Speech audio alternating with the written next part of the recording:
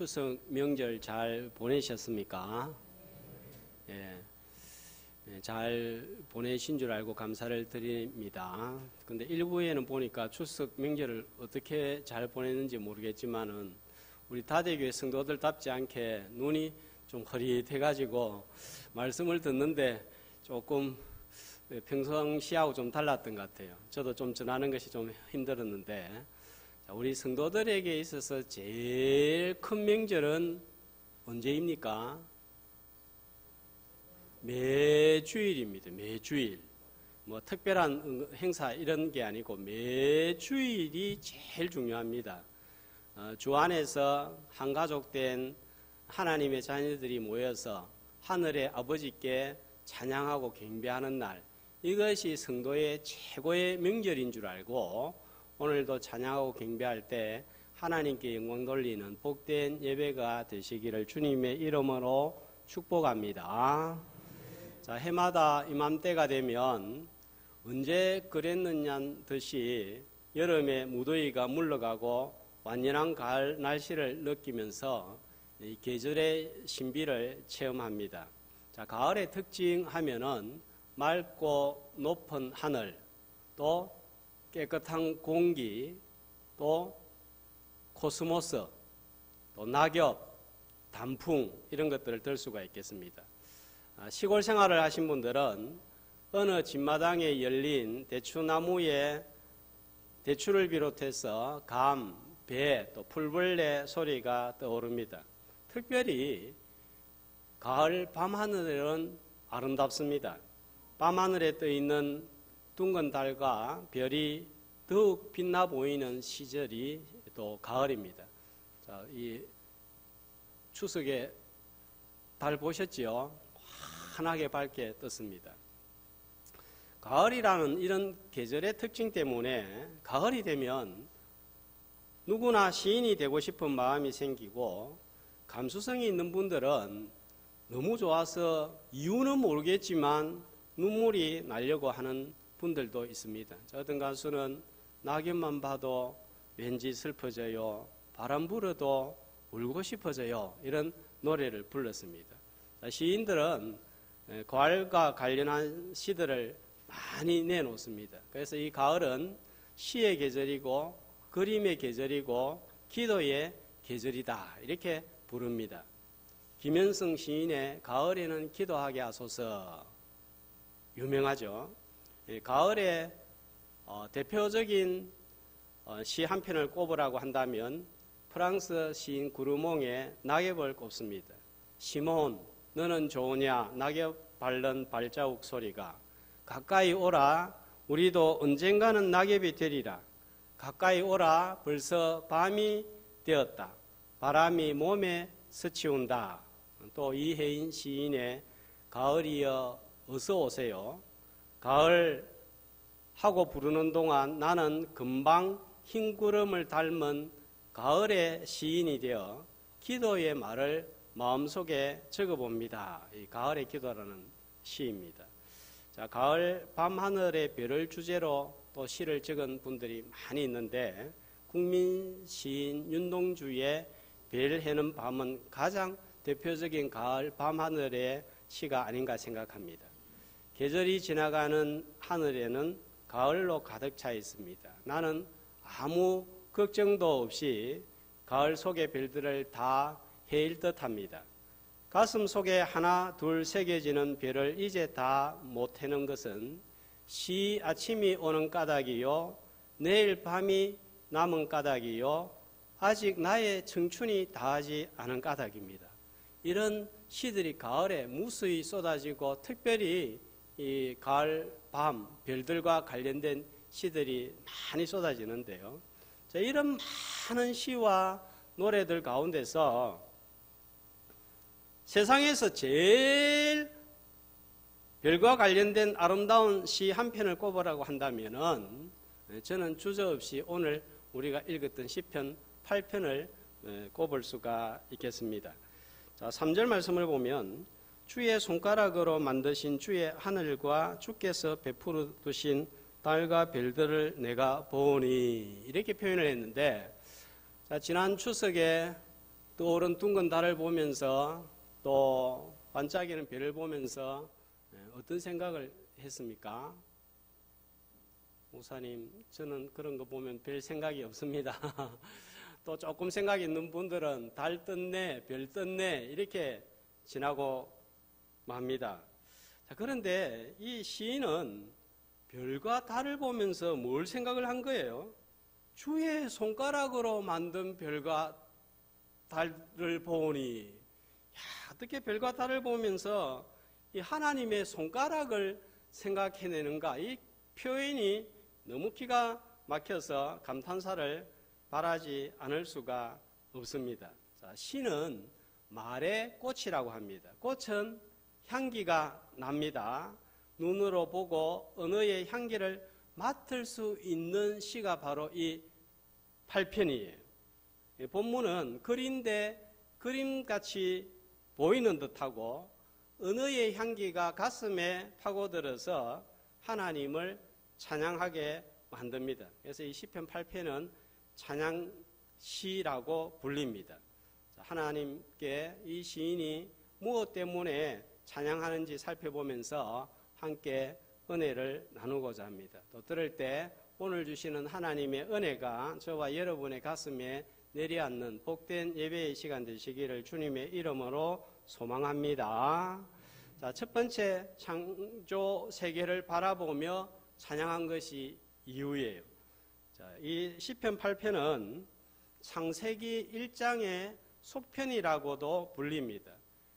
하나님이 창세기 1장에서 세상을 만드시고 난 다음에 끝나고 한날 한날 끝나고 난 다음에 어떻게 말씀하죠? 하나님 보시기에 좋았더라 했는데 시인은 창조 세계를 바라보면서 자 1절 어떻게 표현을 하고 있어요? 여호와여 주의 이름이 온 땅에 어찌 그리 아름다운지요. 또 마치면서는요. 똑같이 주의 이름이 온 땅에 어찌 그리 아름다운지요. 끝과 시작이 똑같습니다. 자, 시편은 크게 탄식시, 감사시, 제왕시, 저주시, 찬양시 이 5개로 분류를 하는데 시편 8편은 찬양시 중에서 시편에서 찬양시 중에서 제일 먼저 나오는 찬양시입니다. 시인은 하나님의 창조 세계를 보면서 하나님을 찬양하고 있는 거예요. 로마서 1장 20절은 이렇게 말씀을 합니다. 한 목소리로 그의 보이지 않아야 하는 것들 곧 그의 영원하신 능력과 신성이 그가 만드신 만물에 분명히 보여 알려졌나니 그러므로 그들이 핑계하지 못할지니라. 아멘. 자, 하나님이 자기를 드러내시는데 자연을 통해서 자신을 알리시는데 이걸 자연 계시라고 하는 거예요. 자, 그래서 1절 첫 마디가 뭡니까? 제일 시작이 어떻게 시작이 되죠?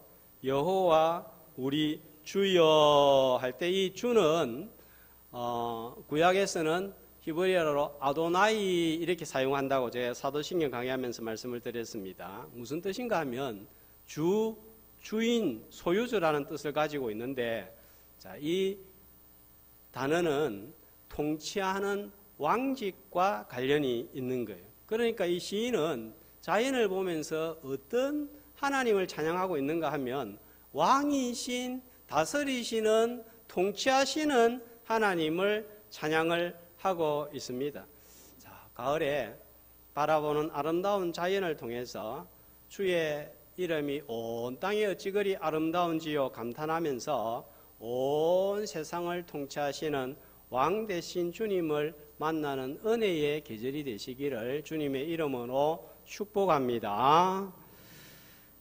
자, 그런데 이 시편 8편의 하나님을 찬양하는 더 중요한 또 하나의 주제, 이유가 있습니다. 자, 1절과 9절을 보면 시작과 끝이 똑같이 마치고 있는데 이것은 시인이 의도적으로 이런 표현법을 사용한 거예요.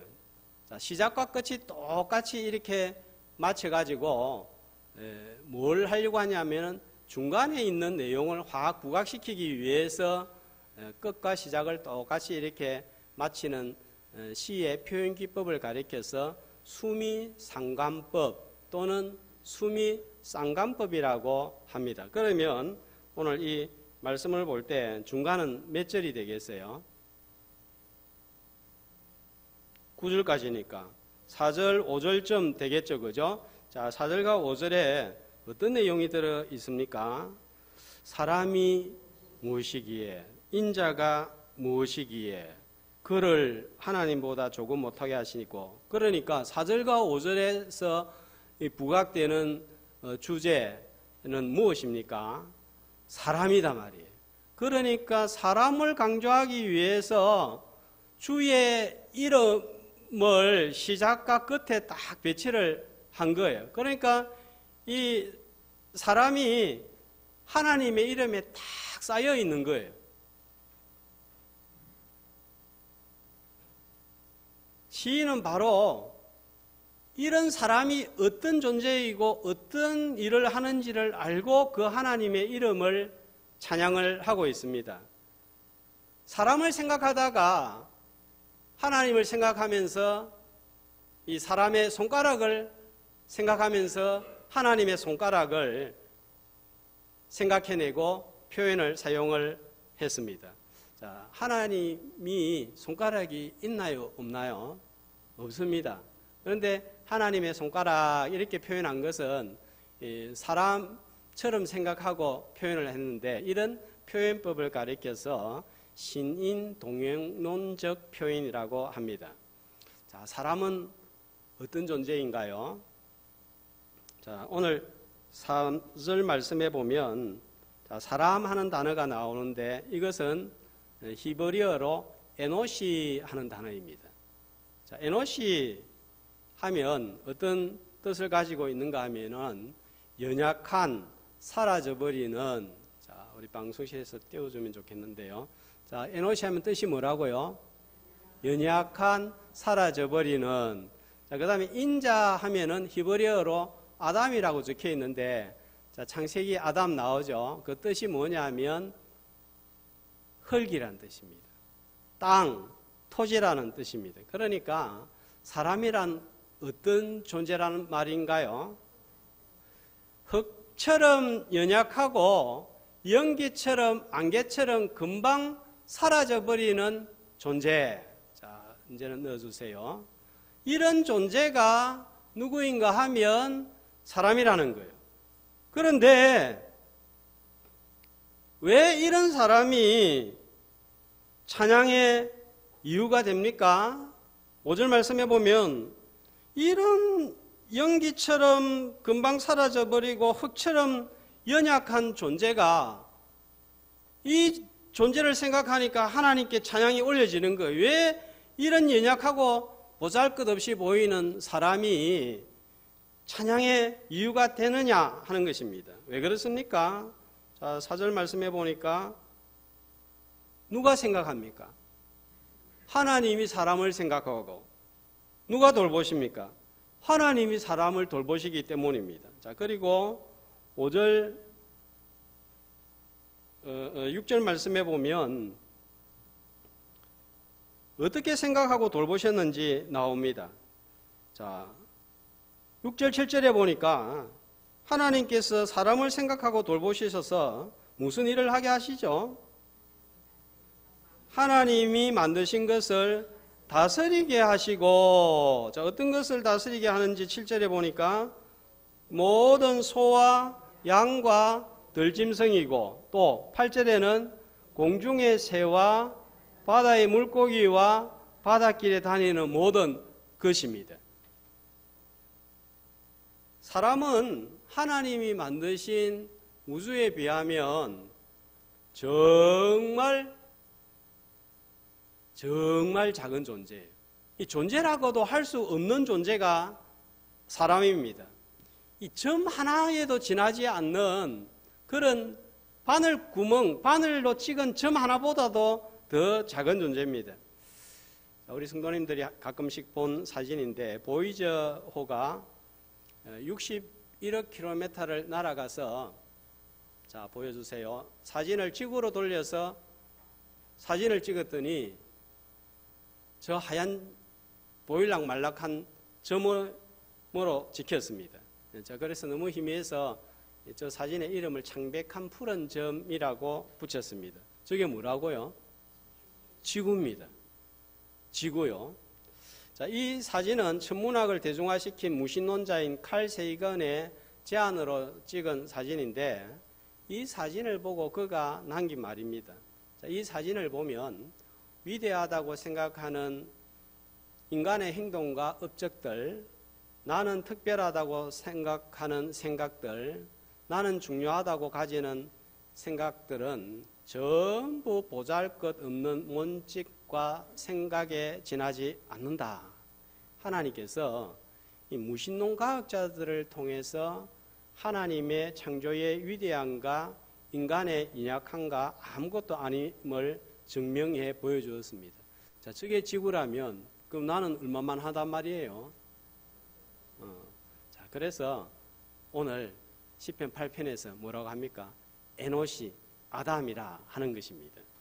사자, 곰, 표범 같은 동물에 비하면 사람은 연약합니다. 오늘 우리들 가운데 사자하고 싸워서 이길 수 있는 사람 아무도 없습니다.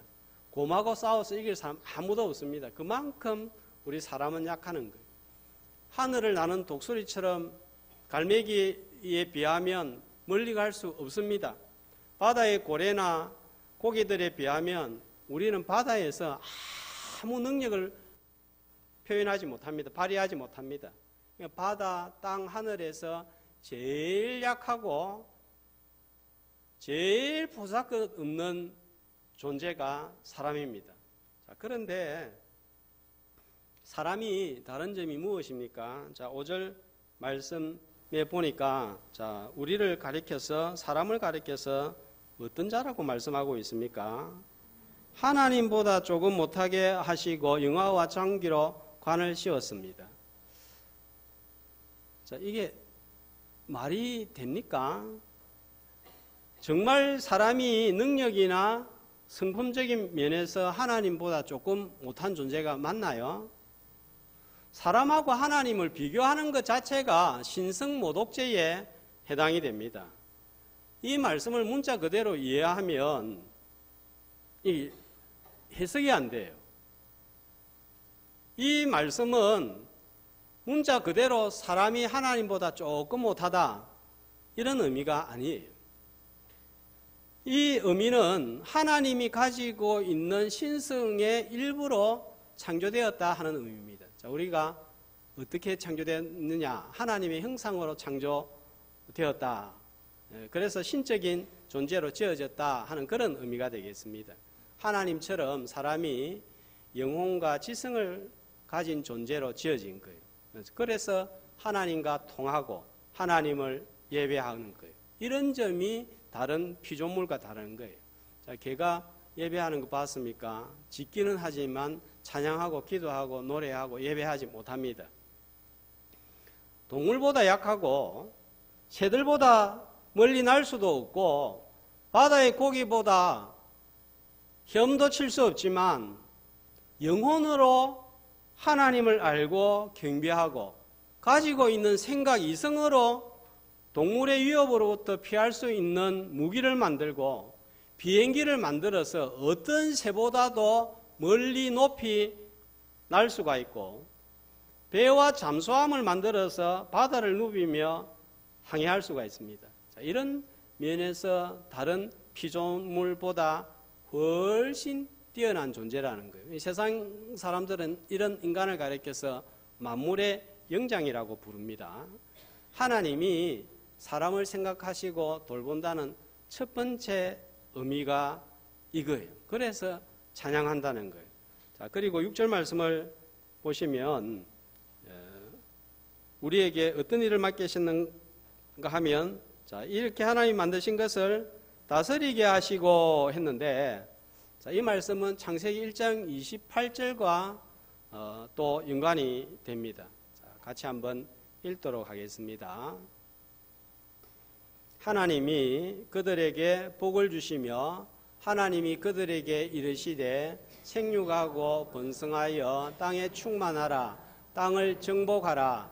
바다의 물고기와 하늘의 새와 땅에 움직이는 모든 생물을 다스리라 하시니라. 자, 끝에 나오는 바다의 물고기와 하늘의 새와 땅에 움직이는 모든 생물을 다스리라 하는 말씀하고 6절, 7절, 8절하고는 똑같은 말씀이라고 볼 수가 있겠죠. 그죠? 다스리라 했는데 뭘 다스리라고 했느냐? 10편 8편 7절, 8절에 나와 있습니다. 그래서 이 10편 8편을 가리켜서 창세기의 메아리다 이렇게 또 표현을 하기도 하는 거예요. 이 세상은 만물을 누가 다스리십니까? 하나님이 다스리십니다. 그런데 그 통치권을 누구에게 오늘 말씀은 부여했다고 알려주고 있습니까? 사람한테 부여했다. 이걸 알려주는 거예요. 놀라운 일입니다. 왕이신 하나님께서 그 왕직을 누구에게 주신 거예요? 사람에게 주신 거예요. 자, 5절 말씀해 보면 영화와 종기로 관을 씌우셨다 했는데, 자, 영화와 종기로 이 관을 누가 씁니까? 왕관을 누가 쓰는 거예요? 왕이 쓰잖아요. 그 관을 바로 우리에게 씌워 주셨다는 거예요. 왕이신 하나님께서 그 왕직을 사람에게 주어 다스리게 했다는 거예요. 쉽게 깨어져 버리고 사라지는 에노시 같은 존재, 아담 같은 보잘것없는 존재에게 이런 일을 맡기시고 왕의 직분을 주셨습니다. 자, 옆에 있는 사람 얼굴 한번 쳐다보세요. 뒤에 있는 사람도 한번 쳐다보시고, 자, 왕 같습니까? 왕 같아요. 우리가 봐도 우습죠, 그죠? 예. 그런데 하나님은 이런 우리를 왕 같은 자로 불러주신 거예요. 통치자로 세워주신 거예요. 자, 2절 말씀을 보겠습니다. 자, 우리를 이런 자로 세워주셔서 어떤 일을 시키시는가 보니까, 자, 주의 대적을 잠잠하게 하시고 보복자들을 잠잠하게 하시는데 누구를 세우셨습니까? 누구에게 권능을 주셨습니까? 어린 아이들과 젖먹이들의 입으로 권능을 세우셨다 하셨습니다. 자, 여기에서 원수와 보복자들, 대적들은 하나님을 대항하는 모든 세력, 사상, 문화, 철학, 종교를 말합니다. 대표적인 예를 든다고 한다면 바벨론, 바사, 헬라, 로마 같은 세력입니다. 이들은 얼마나 강한 자들입니까? 자, 지금도 미국, 독일, 러시아 국가의 문양, 대통령이 나타날 때 보면 뒤에 문양이 나타나죠, 그죠?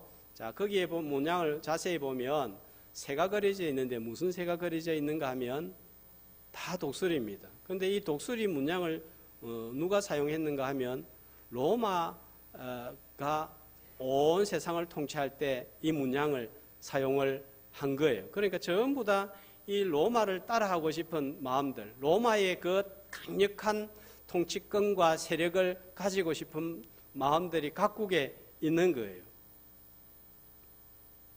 로마는 이런 강력한 힘을 가지고 300년간 그리스도인들을 핍박하고 또 박해를 했습니다. 이 핍박과 환난을 위해서 나선 사람들이 황제들입니다. 그리고 황제를 가리켜서 주라고 부르게 했습니다. 그런데 예수 믿는 사람들은 황제를 향하여 주라고 부를 수가 없습니다. 왜 그렇죠? 성도들에게 있어서, 그리스도인들에게 있어서 오직 주는 한 분, 예수 그리스도밖에 없는 거예요. 자, 부를 수 없다고 하니까 감옥에 가둡니다. 골로새움 경기장으로 불러내어서 사자와 맹수의 밥이 되게 합니다. 로마의 세력이 미치는 모든 곳에서 처형이 이루어집니다. 감옥에 들어가고 맹수의 밥이 되고 직장을 잃고 집을 잃어도 그들은 저항하였습니다. 주를 부인하지 않았습니다. 창으로 칼로 같이 대항한 것이 아닙니다. 이들에게 무기는 뭐였어요? 사랑, 참음, 관용, 일치, 평화, 온유함 같은 것들이었어요. 자, 이들이 누구입니까? 로마의 황실과 황제들과 비교하면 이들은 몹시 연약한 어린아이와 젖먹이 같은 자들이 에노시 아담 같은 존재였습니다. 누구였지요? 갈릴리의 평범한 연약한 12 제자들이었어요. 이들은 귀족도 아니었고 부자도 아니었고 많이 배운 사람들도 아니었습니다. 하지만 이들을 통해서 복음이 갈릴리에서 예루살렘으로 사마리아로 로마로 서바나로 온 세상으로 전파되었고 마침내 그리스도의 왕국이 이 지구 위에 세워졌습니다. 마태복음 21장 15절 16절 말씀을 보면 힘있고 권력있고 성전을 좌지우지하는 대제사장들과 서기관들은 예수님이 예루살렘에 입성할 때에 어떤 반응을 보였는지 말씀하고 있습니다. 어떻게 반응을 했습니까? 보고 어떤 반응을 보였습니까? 노했습니다. 예수님을 거절하고 부인하고 분노했습니다. 그런데 호산나 다윗의 자손이여 하면서 찬양하고 찬송한 이들은 누구였어요? 어린 아이들이었단 말이에요.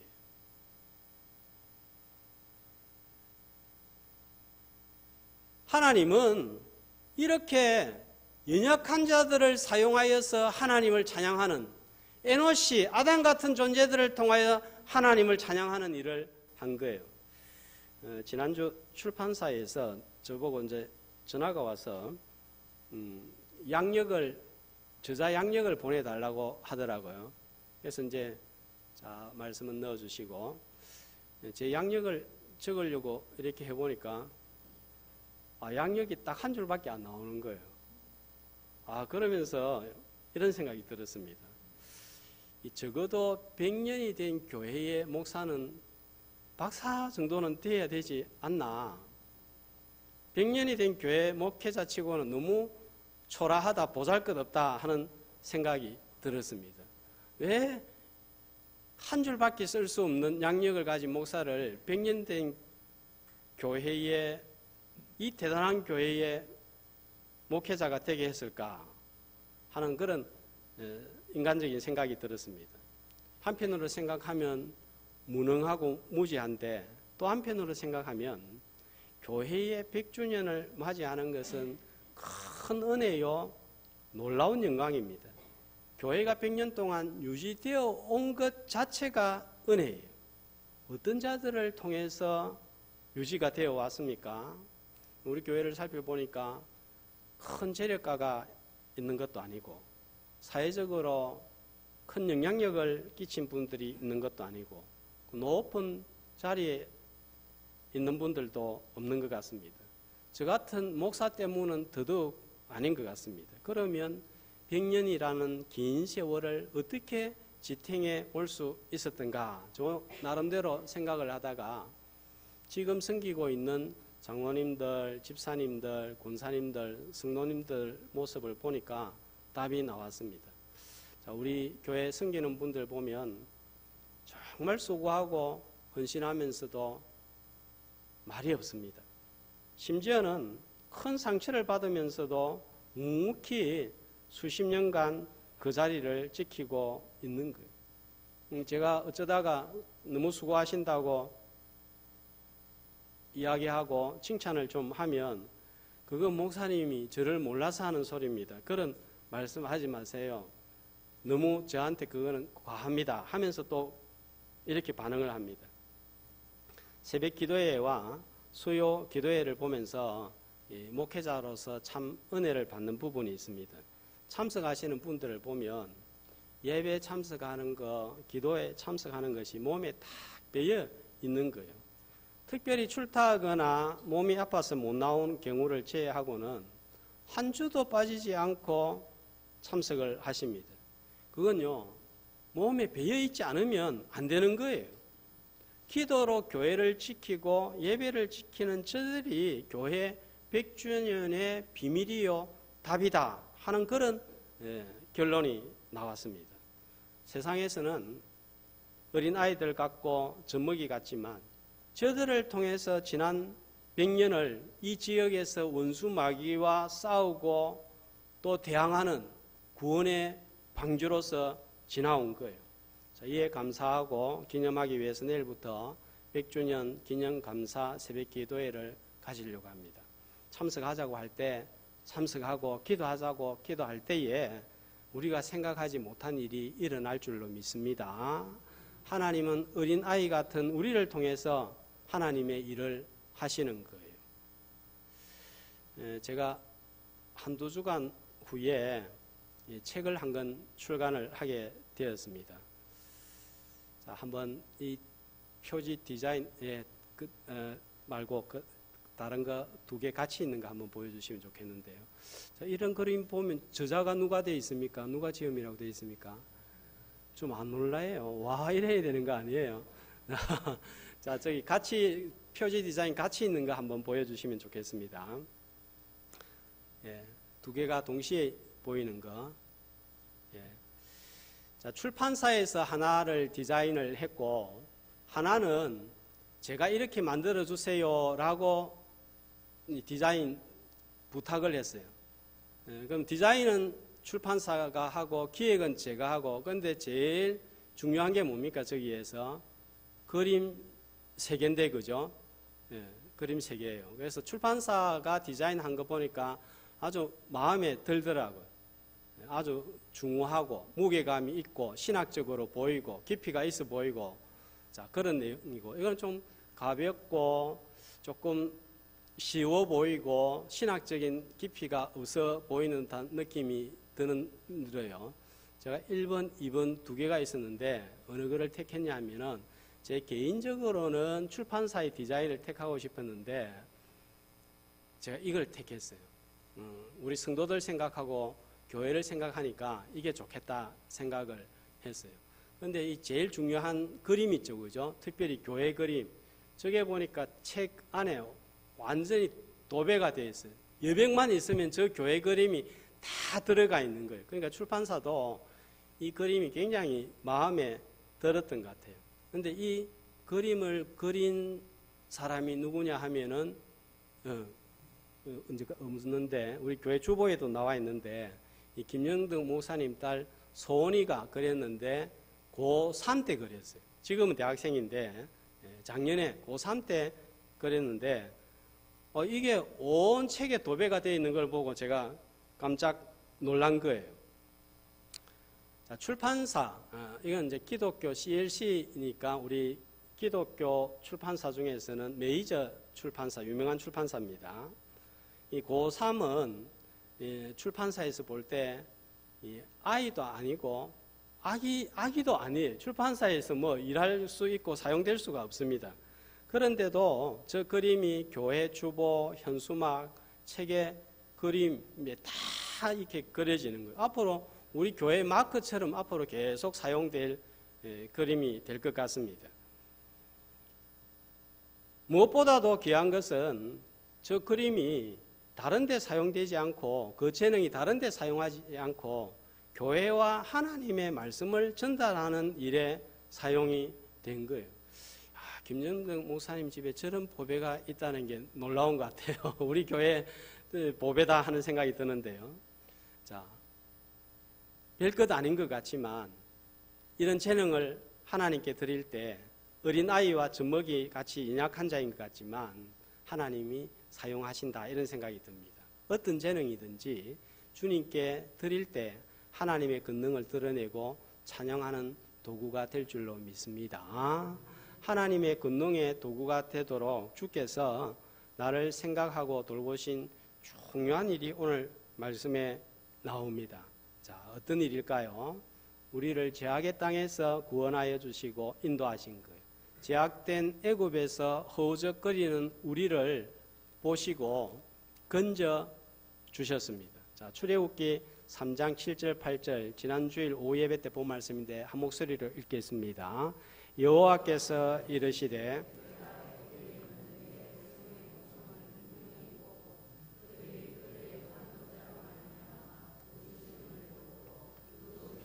알고 내가 내려가서 그들을 애굽인의 손에서 건져내고 그들을 그 땅에서 인도하여, 여기 보면 6개의 동사가 나오는데 첫 번째 뭡니까? 보고 부르짖음을 듣고 알고 내려가서 건져내고 인도하여. 그러니까 하나님은 보고 듣고만 계시는 분이 아니셨습니다. 내려오셔서 찾아오셨습니다. 찾아오신 것으로 끝나지 아니하고 어떻게 하셨습니까? 건져내시고 그리고 가나안 땅으로 인도하셨습니다. 이 5절 말씀을 히브리서 2장 9절에서는 이렇게 예수님에게 적용시키고 있는 것을 볼 수가 있습니다. 히브리서 2장 9절입니다. 히브리서 2장 9절요. 자, 오직 우리가 천사들보다 잠시 동안 못하게 하심을 입은 자 곧 죽음의 고난 받으심으로 말미암아 영광과 존귀로 간을 쓰신 예수를 보니. 자, 예수님에게 적용시키는데 예수님이 어떻게 영광과 존귀로 간을 썼습니까? 죽음의 고난 받으심으로 이렇게 나와 있습니다. 얼마나 나를 깊이 생각하시고 돌보셨으면 하나뿐인 아들을 보내어서 건져주시고 또 왕이 쓰는 영광과 존귀의 간을 우리한테 씌워주셔서 왕의 직분으로 교회를 돌보게 하셨을까요? 온 우주를 창조하시고 붙들고 계시는 하나님께서 도대체 내가 무엇이기에 이렇게 대단한 일을 행하도록 하셨을까요? 그러므로 우리 주께 감사하고 찬양하고 순종하고 섬기는 것이 마땅합니다.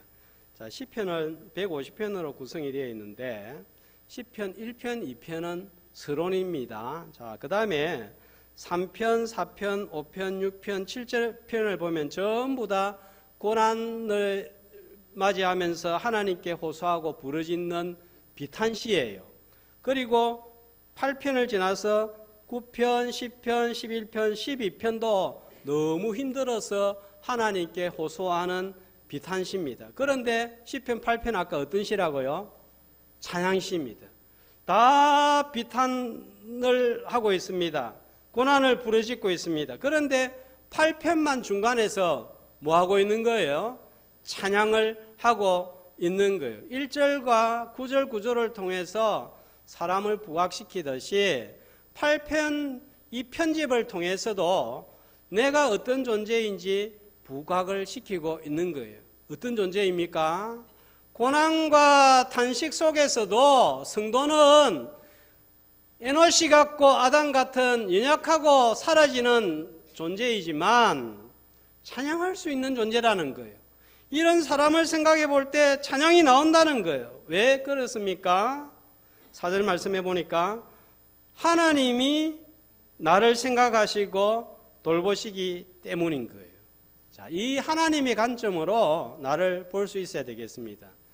자, 우리는 일이 잘 안 되면 어떻게 생각합니까? 내가 못나서, 내가 열심히 하지 않아서, 그때 그렇게 하지 말아야 됐는데, 그러면서 전부 다 하사를 내한테로 쏘아댑니다. 이런 관점이 세상의 관점이에요. 세상은 어떻게 우리한테 말합니까? 열심히 해야지. 열심히 안 하니까 그렇지. 이렇게 하면 되더라. 내처럼 이렇게 해봐라. 성공한다. 우리가 그렇게 안 해봤습니까?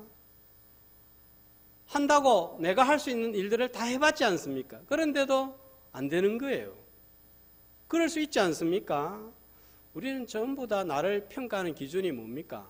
다른 사람과 비교하고 세상과 비교하고 결과와 비교합니다. 그게 내 평가 기준이 아니라는 거예요. 자, 결과, 숫자, 성과로 다 평가하는 거, 이거 세상 기준이에요. 자, 하나님은 우리를 어떻게 보십니까? 온 세상을 창조하신 하나님은 내가 얼마나 존귀하면 아들을 보내어서 구원하시고 주의 몸된 교회를 돌아보게 하셨냐 하는 거예요. 그만큼 우리가 존귀한 존재로 하나님이 세우셨습니다. 나를 생각하시고 돌보셔서 놀라운 일을 행하신 주님을 기억하고 세상과 다른 사람과 비교 평가에서 주눅들지 말고 나에게 왕의 직분을 주셨다는 이 진리를 기억하고 흔들리지 않는 자존감으로 쓰임받는 어린아이와 젖먹이가 다 되시기를 주님의 이름으로 축복합니다.